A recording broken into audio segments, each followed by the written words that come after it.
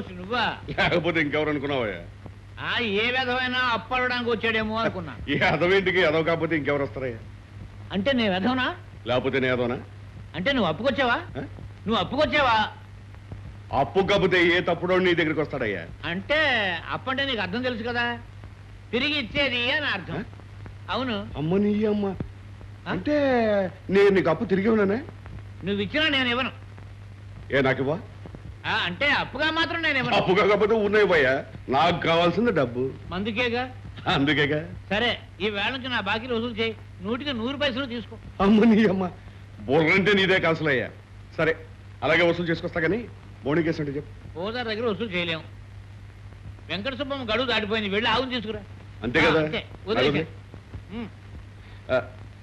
ఇదిగో కాసులయ్యా, నాకు తడెక్కుతా గానీ లోపల వేడెక్కుతాయ్యా. కొంచెం అడ్వాన్స్ ఎంత? ఓ 10. ముందిస్తే నాకు అచ్చిరాదయ్యా.